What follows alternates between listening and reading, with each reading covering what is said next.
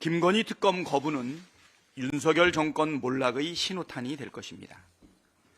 빠르면 오늘 국무회의에서 거부권 행사를 건의할 거라는 전망도 나옵니다. 윤석열 대통령이 거부권 행사 시기를 간보고 있다는 보도도 있습니다. 만일 윤석열 대통령이 다시 거부하면 김건희 특검법만 3번째, 취임 이후 모두 25번째 거부권 남발입니다. 4.19 혁명으로 쫓겨난 독재자 이승만 이후 최악의 기록입니다. 역대 대통령 중 본인은 물론 가족과 관련한 특검이나 검찰 수사를 거부한 사람은 윤석열 대통령이 유일합니다. 특검은 위헌이라는 윤석열 대통령과 국민의힘의 강변은 과거 최순실의 궤변과 판박이입니다. 최순실은 지난 2017년 여당 인사가 제외된 특검은 위헌이라며 헌법 소원을 제기했지만 헌재는 이를 기각하면서 후보자 추천권을 누구에게 부여하고 어떤 방식으로 임명할지는 국회의 입법 재량이라고 못 박았습니다. 당시 윤석열 대통령은 박근혜 국정농단 특검의 수사팀장이었고 한동훈 대표는 박근혜에게 징역 30년 벌금 1,185억 원을 구형한 검사였습니다. 특검 덕에 대통령과 여당 대표가 된 두 사람 아닙니까? 특검이 위헌이라면 윤석열 검사는 대선 후보가 되지 못했고 이 정권은 존재할 수 없었을 것입니다. 분노한 국민의 인내심은 폭발하고 있습니다.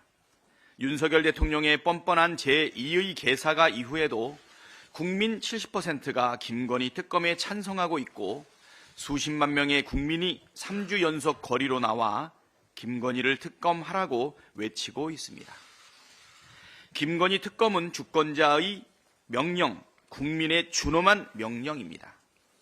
국정감사와 명태균의 입을 통해 드러난 김건희 여사 연루 의혹만 30여 건에 달합니다.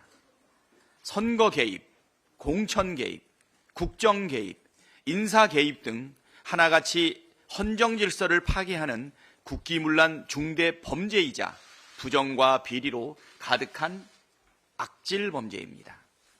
윤석열 대통령이 특검을 거부하면 윤석열 정권의 몰락만 앞당겨질 뿐입니다. 국민께서도 포기하지 않겠지만 민주당도 관철될 때까지 추진할 것입니다. 시간을 지체할수록 해명해야 할 의혹들이 더 쌓입니다.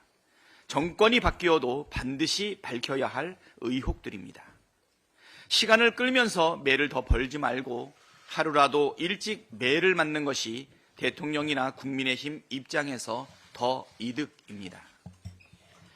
최혜병 순직 사건 국정조사도 신속하게 실시해야 합니다. 최수근 해병이 순직한 지 1년 4개월을 꽉 채웠습니다. 민주당이 국정조사 요구서를 제출한 지도 5달을 꽉 채웠습니다.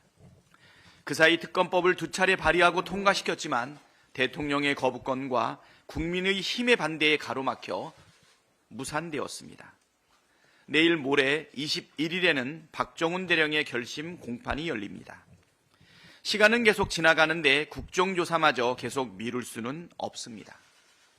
어제 우원식 국회의장께서도 재차 국정조사를 어제 우원식 국회의장님께도 재차 국정조사를 요청드렸습니다. 한동훈 대표도 최혜병 특검에 찬성 입장을 보였던 만큼 국민의힘이 국정조사를 반대하는 것은 명분이 전혀 없습니다. 빠른 시일 내에 국정조사로 진실을 밝히고 최혜병의 억울함을 풀 수 있도록 하는 것이 국회의 책무라는 말씀 거듭 드립니다. 국민의힘도 용산 방탄을 위한 묻지마 반대는 그만하고 고인과 유족과 국민에 대한 도리를 다하기를 촉구합니다.